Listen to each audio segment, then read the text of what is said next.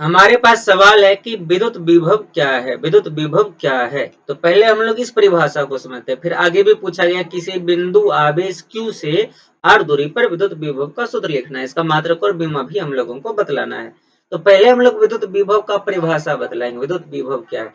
तो विद्युत विभव की परिभाषा को ध्यान से समझिएगा। अगर ये इस प्रकार से कोई विद्युत क्षेत्र, ये क्या है, ये हमारे पास कोई विद्युत क्षेत्र है, ये हमारे पास विद्युत क्षेत्र है।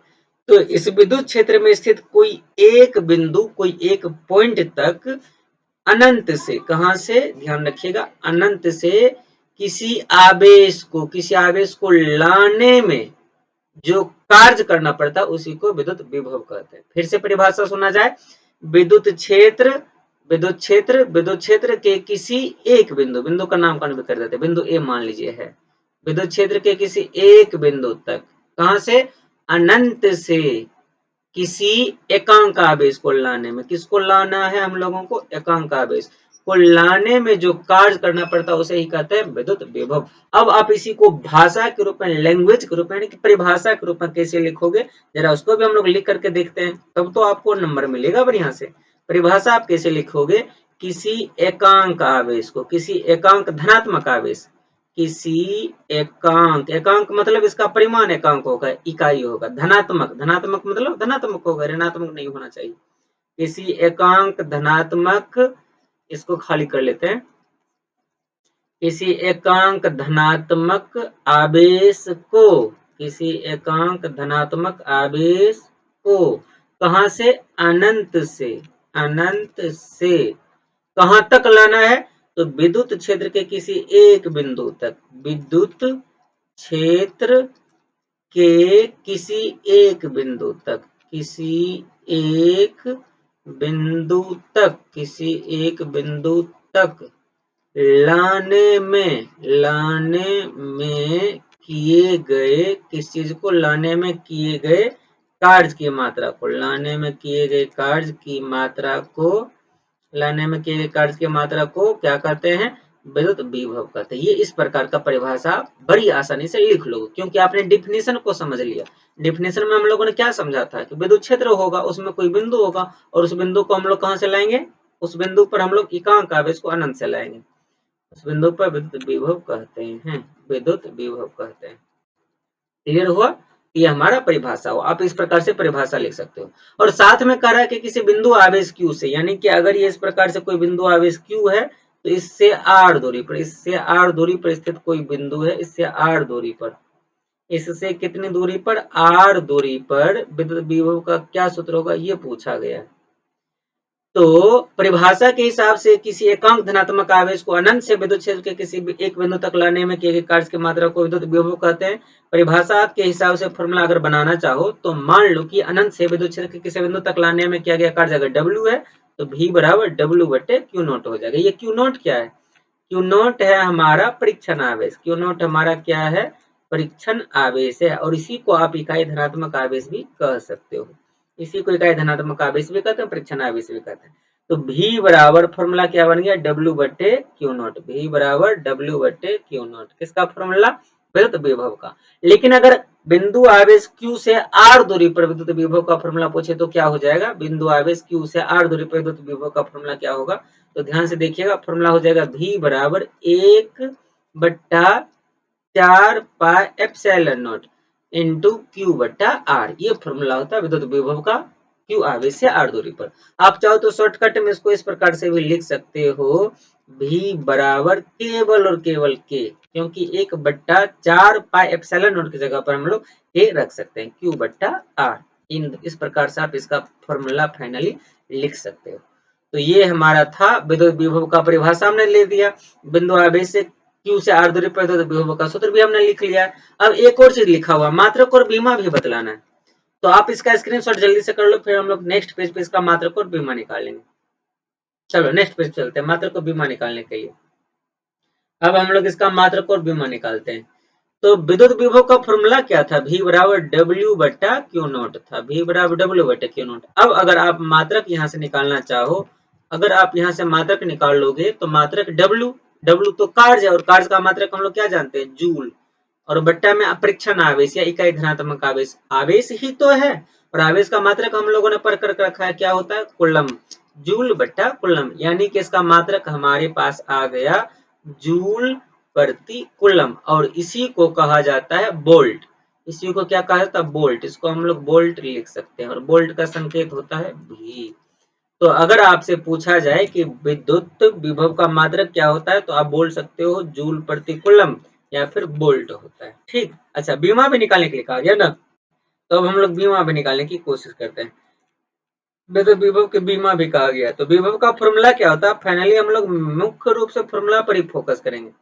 मात्रक और बीमा निकालने के लिए हमें इसकी जरूरत होती है फॉर्मूला की, फॉर्मूला से ही हम लोग तो सारा चीज निकालते हैं।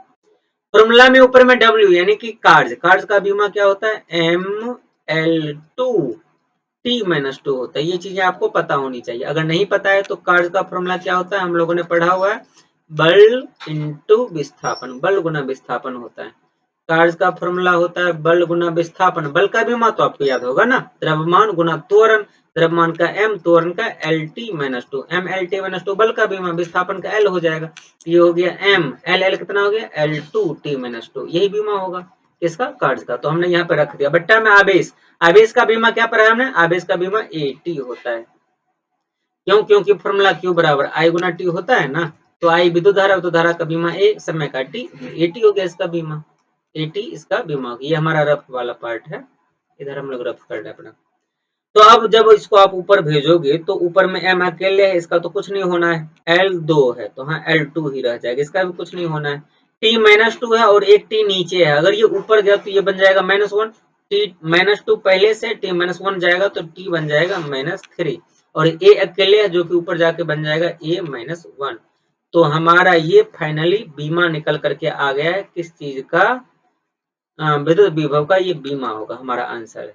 तो विद्युत विभव का मात्रक जूल प्रति कूलम, जूल बटे कूलम या वोल्ट होता है, और बीमा क्या होता है, ML2T-3 तो इसका भी आप स्क्रीनशॉट कर सकते हो।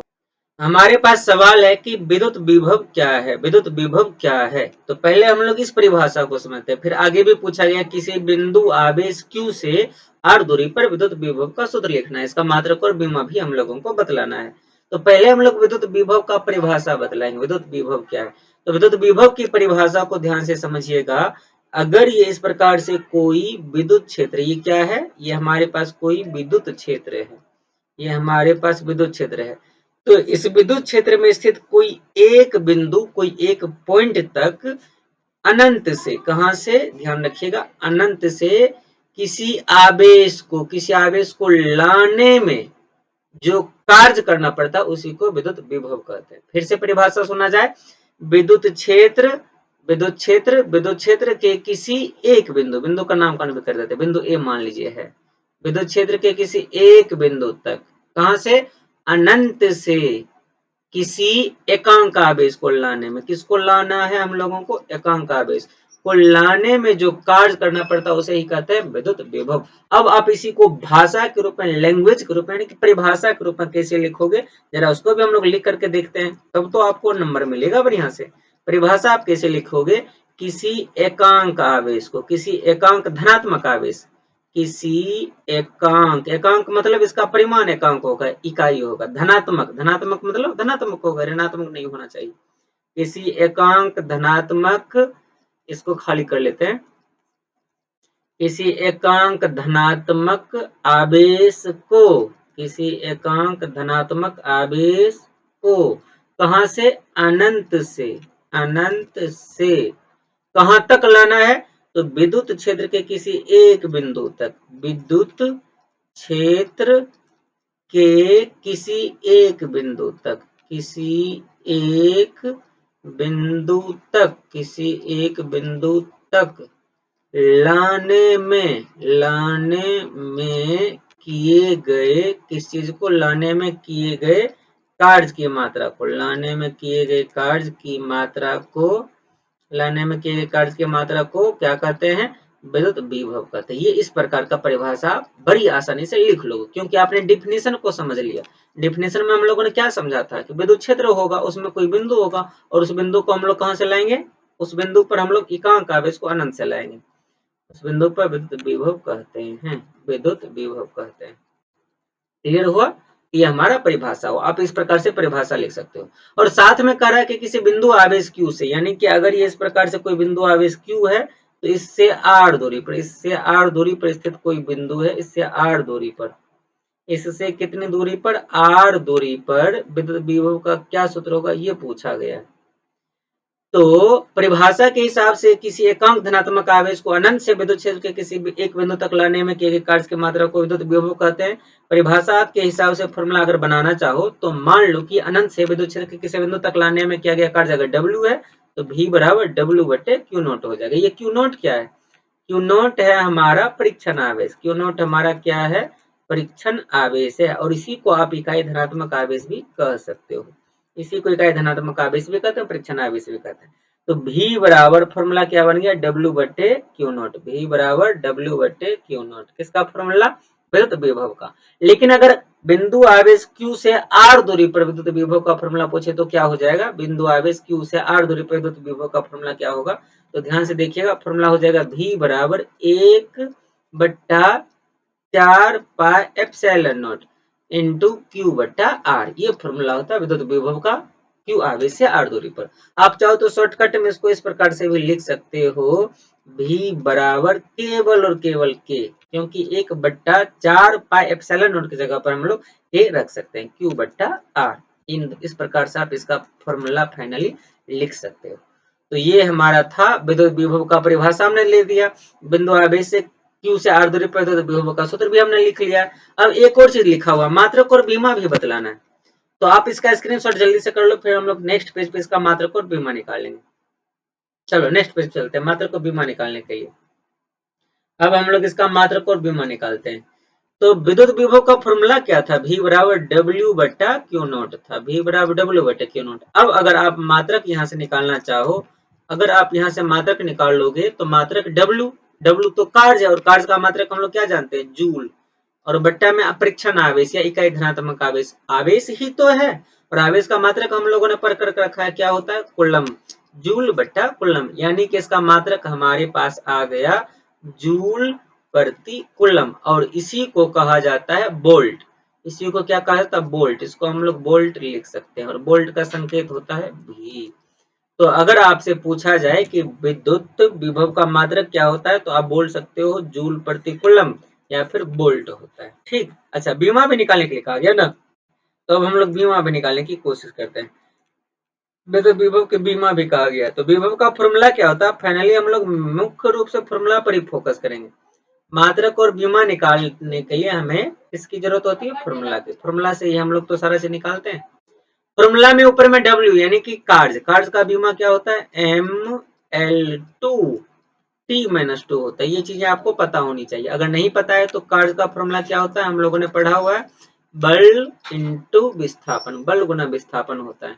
कार्य का फॉर्मूला होता है बल गुना विस्थापन। बल का बीमा तो आपको याद होगा ना, द्रव्यमान गुना त्वरण, द्रव्यमान का M, त्वरण का LT-2, MLT-2 बल का बीमा, विस्थापन का L हो जाएगा, ये हो गया M, L कितना हो गया, L2T-2, यही बीमा होगा किसका, कार्य का। तो हमने यहाँ पे रख दिया। बट्टा में आवेश, आवेश का बीमा क्या पढ़ा हमने, आवेश का बीमा AT होता है। क्यों, क्योंकि फॉर्मूला Q बराबर I गुना T होता है ना, तो I विद्युत धारा का बीमा A, समय का T, AT हो गया इसका बीमा, AT इसका बीमा। ये हमारा रफ वाला पार्ट है, इधर हम लोग रफ कर रहे हैं अपना। तो अब जब इसको आप ऊपर भेजोगे तो ऊपर में M अकेले है, इसका तो कुछ नहीं होना है, L2 है तो हाँ L2 ही रह जाएगा, इसका भी कुछ नहीं होना है।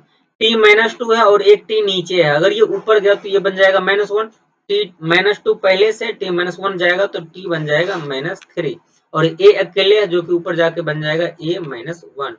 तो हमारा ये फाइनली बीमा निकल करके आ गया है, किस चीज का, विद्युत विभव का, ये बीमा होगा हमारा आंसर है। तो विद्युत विभव का मात्रक जूल प्रति कूलम, जूल बटे कूलम या वोल्ट होता है, और बीमा क्या होता है, ML2T-3 MS1। तो इसका भी आप स्क्रीनशॉट कर सकते हो।